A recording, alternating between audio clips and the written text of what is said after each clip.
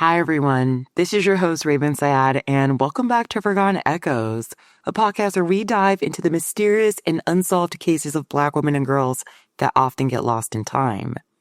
And boy, do I have a doozy of a case for you today.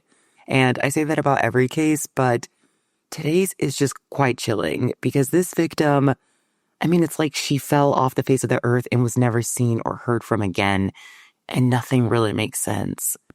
So without further ado, let's get right into it. So today we explore the mysterious disappearance of Aaliyah Hall Bell.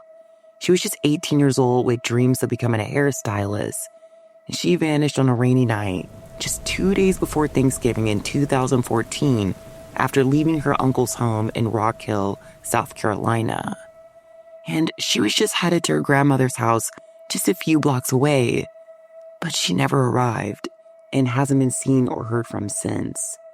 And strangely enough, she left behind her phone, wallet, and all of her belongings, including money that had just been wired to her that same day. Now, despite possible sightings in nearby cities and a brief investigation into ties with an accused serial killer, no real leads have ever surfaced. And the eeriest part? Her entire digital footprint went silent that night, and police have never confirmed if anyone saw her after she walked out that door. It's as if someone was waiting for her and made sure she never reached her destination. This is episode 20, The Disappearance of Aaliyah Hall Bell.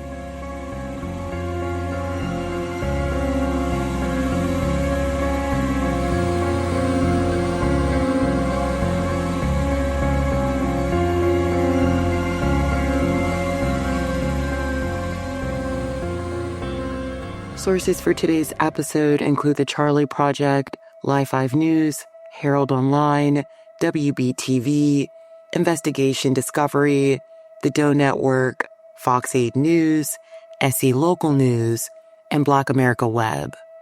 Now, let's get into it. Thanksgiving is supposed to be a time for gathering, coming home, laughing with family, holding close to the people you love. A time to be grateful and to reflect. But for the Hall family, that holiday in 2014 was anything but comforting. The table was set, the food was prepared, but one seat remained empty. Just 2 days before, 18-year-old Aaliyah Hall Bell vanished into the rainy night without her phone, her wallet, or even a goodbye. No one knew then that the last time they'd see her was already behind them. And as families across the country gave thanks, the Halls were left with questions, fear, and silence. Aaliyah was gone, and no one knows why. Aaliyah Shade Hall Bell was born on January 30th in 1996. She was the kind of young woman whose presence filled a room. She was vibrant, warm, and full of so much potential. Just 18 years old, she was standing on the edge of adulthood, preparing for the life she dreamed of. She was a student at Phoenix Academy in Rock Hill, South Carolina, a non-traditional high school that offered flexible learning options, something Aaliyah took advantage of as she balanced her education with her ambitions. She had all her sights on becoming a hairstylist. She was all about beauty, creativity, and just connecting with people around her. Those who knew her described her as outgoing and funny, someone who had a natural spark and a deep love for her family and friends. She really cherished spending time with her loved ones, especially her grandmother, Jacqueline Caldwell, and her godmother, Juanita Bogger, who she playfully called Ma. And she made a point to stay in touch no matter what. So much so that when she stopped answering texts and calls, her silence sent up red flags almost immediately. Aaliyah also loved fashion and expressing herself through her style. She just wasn't the kind of girl to just disappear on her own volition. She had so much life in front of her and too many people who loved her behind her. Now, it was November 25th, 2014, the Tuesday before Thanksgiving. Aaliyah had just left her Uncle Bobby's home on Chestnut Street in Rock Hill to walk a few blocks to her godmother's home on Confederate Avenue. She left in typical Aaliyah fashion, cheery and upbeat according to her aunt, reminding everyone she'd be back the next day. And she had every reason to be in good spirits. Her heart set on Thanksgiving break and a weekend of Black Friday shopping, money for which she already had been sent but never collected. Aaliyah wouldn't have just gone off like that. She had money from her uncle that she was going to use to buy new shoes, and she loved her shoes. Her cousin Latricia Hall said, but it was raining that night, so visibility was low. She stepped off the porch around 10 p.m. or so to make the 10 to 15-minute walk she had done nearly every day, but was never to be seen again. So 20 minutes go by, then half an hour, and then an hour goes by, and Aaliyah still hasn't arrived at her godmother's house. But then loved ones found something really, really odd. Her cell phone, wallet, and other belongings were all left behind at her uncle's home. And still, no word from Aaliyah. What was even stranger is every social media account went silent. And Aaliyah was constantly on social media, so her family knew something just wasn't right and acted immediately, and she was reported missing to the Rock Hill Police Department that night, November 25th. Now, when police get to the scene, they are just as confused as the family. They canvass the neighborhood in the middle of the night, to the best of their abilities, of course, but they find nothing. With the lack of evidence, it was like Aaliyah vanished in a thin air. Police initially ruled out foul play because, as I just said, there really wasn't any signs of a struggle. They explored the possibility of Aaliyah being a runaway, maybe, but it was highly unlikely. As I mentioned earlier, Aaliyah was a smart girl, and she was turning all her dreams into reality. She was graduating from school soon, and she was working on becoming a professional hairstylist. She was close with her family and friends. And who runs away without their phone, wallet, and money? It just doesn't add up. So that was swiftly ruled out as well. Police also explored the idea that a possible accident took place, and maybe she was hurt or injured somewhere, worst case scenario. But this was also unlikely because, one, there was no accident within a 30-mile radius from her uncle's house at that time, and two, she didn't really have to go through a cross site to get to her godmother's house. But I do understand why police went to that theory almost immediately, because weather conditions were pretty harsh at the time and it was pitch black outside. But there was no evidence that a crash took place, so an investigation is officially opened. And at first, her family's pretty hopeful that she'll be back soon. Like maybe she just went off with a friend, or she just needed space and needed to get away for whatever the reason. But that hope quickly faded as hours turned into days. And back home, conversations within the family only deepened the mystery. Now, while at her Uncle Bobby's house that night, Aaliyah reportedly asked someone inside the home to walk with her to her godmother's home, but they ended up declining. So she makes the trip alone and ends up leaving into the dark. I guess my first few questions are, one, was she expecting to meet someone along the way? Two, was she feeling unsafe in any way? And three, was she trying to avoid someone? All questions that we've never gotten the answers to. It's also so weird that she left behind her phone, wallet, and even the money that was wired to her earlier that day. It almost suggests she didn't plan to go far and certainly not vanish, but it's also really weird because you left the most important things at your uncle's home when you're going home. And then, like, what 18-year-old do you know that just decides they're going to leave their phone at their uncle's house and just not take it with them just 'cause? It just doesn't make sense all around. I also read via Reddit, so I can't confirm if this is true or not, that it may be possible that she had a drink before she left her uncle's home. Not sure if people were just throwing spaghetti at the wall trying to make sense of her leaving her belongings, or if there's any validity to this theory, but that could possibly explain her forgetting to bring her stuff with her. It also could explain why she possibly wanted someone to walk with her. None of this makes any sense to me whatsoever, and it has been driving me crazy, but these are the facts of the case. I also wanted to know what her state of mind was that day. Like, was she upset or did she mention being stressed to anyone? But according to classmates and family, that day started out like any other. Aaliyah had gone to school earlier that day, and she attended her classes as usual. Her friends later described her as focused, and she was grounded just in general. She was her normal self. She wasn't distracted, and she definitely wasn't in any distress. She talked about her day and spoke about making plans for graduation and shopping that upcoming Black Friday with the money her uncle had sent her. Nothing really seemed amiss. So at this point, it's been a few weeks and police are starting to hit a wall in the investigation. Now, there really wasn't a ton of leads to begin with, but the few that police did receive were alarming to say the least. Initial leads included sightings in motel rooms in Columbia and Charlotte, North Carolina, and even Atlanta. Police did look into each of the leads, but none of them ended up being her. Neighbors in the area also expressed to police that they heard screaming the night she went missing, and they may have seen a dark car in the neighborhood around the time they heard the screaming. But with visibility being so poor due to weather, the license plate number was never recovered, and they never were able to provide a more detailed description of the car. So that lead went nowhere as well. Police also explored the idea of a possible abduction, which I was like, hello, finally, yes. Now, I did do some research on the Rock Hill neighborhood the family lived in, and I looked through different Reddit threads as one does. And I came to the conclusion that while neighborhood violence was a lot lower in 2014, the South Side wasn't necessarily the safest place to be out at nighttime, especially when you're talking about walking alone in the rain, and add on the fact that it was pretty misty outside, so you really couldn't see your surroundings that well. So this theory is completely valid to me because what else could have happened? And I'm only here to present the facts as best as I can, but this is the theory that I tend to lead more towards because it just seems the most plausible, to be honest. But in the end, they were just that, theories. No evidence, no confirmed answers, and as time passed, the case grew quieter.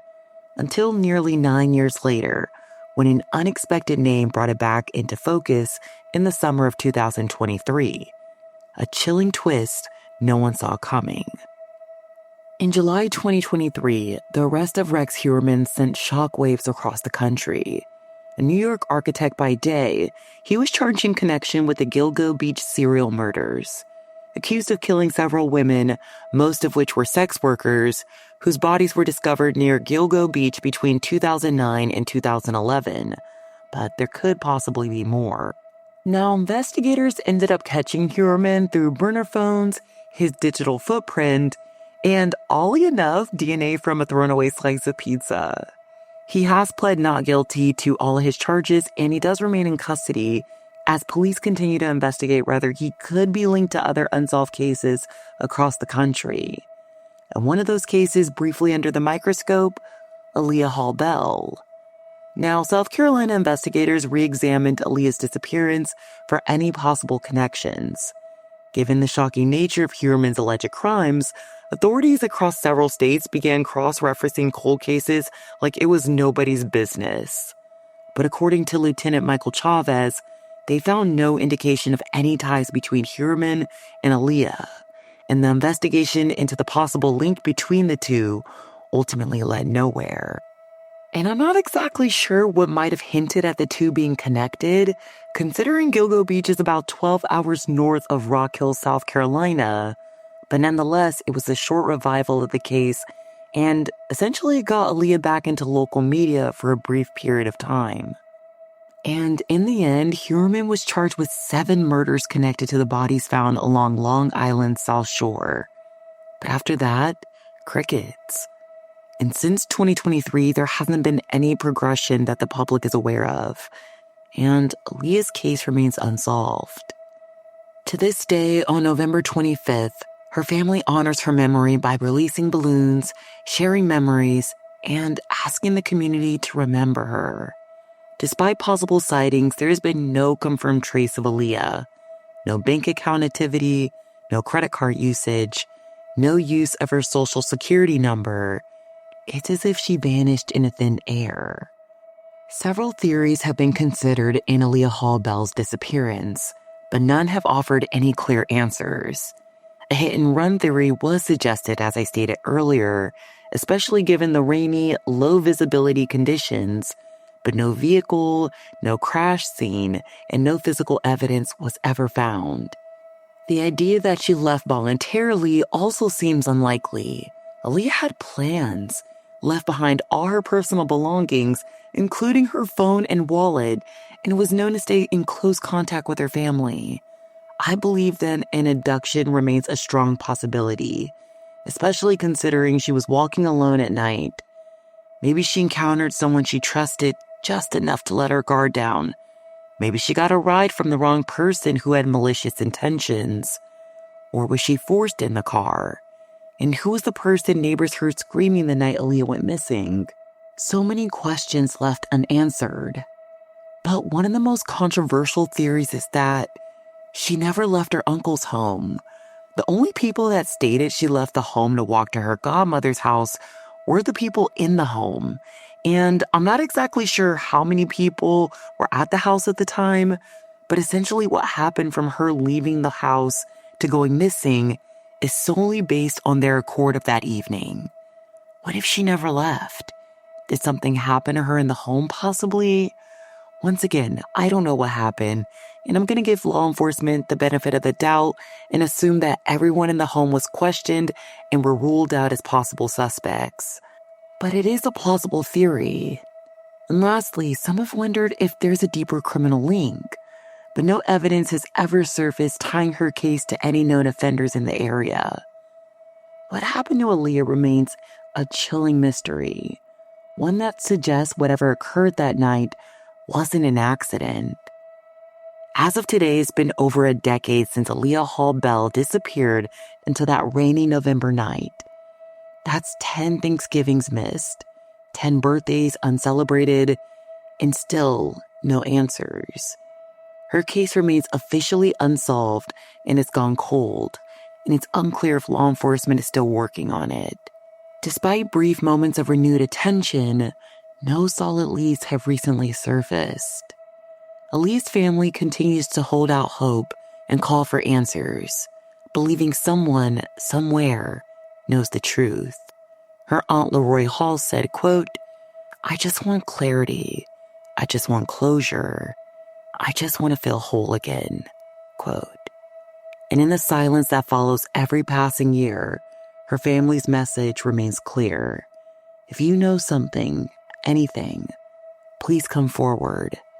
It's time to bring Aaliyah home. Now here's the call to action. Hope alone won't solve this case. There are still meaningful steps that can be taken. Authorities and community advocates can push for renewed canvassing of door-to-door outreach, especially in the Chestnut Street area among long-term residents who may have seen or heard something that never felt important until now. 10 years isn't that long ago, and there is still a chance that this case can be solved. Surveillance footage from nearby motels, traffic cameras, or businesses may be long archived, but it's worth looking into. Any small details might matter. And perhaps most critical, this case needs visibility.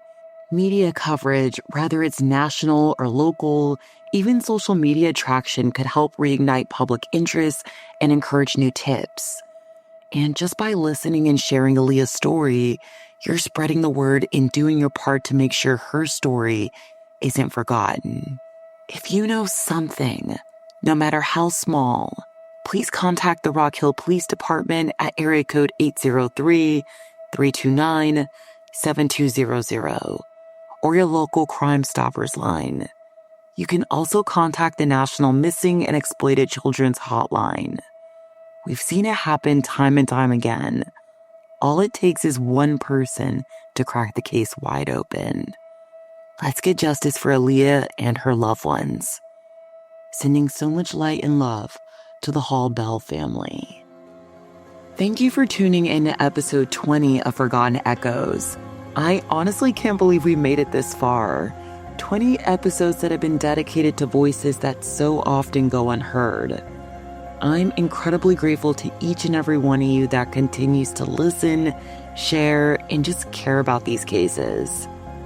Leah Hall Bell's story is one of many that slipped through the cracks of mainstream media, and your willingness to give her and others like her your time and attention truly matters.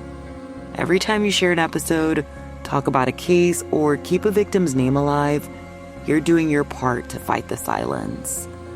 And lastly, if you appreciated the case I covered today, download this episode, subscribe to Forgotten Echoes, and leave a 5-star review on your favorite podcast platform.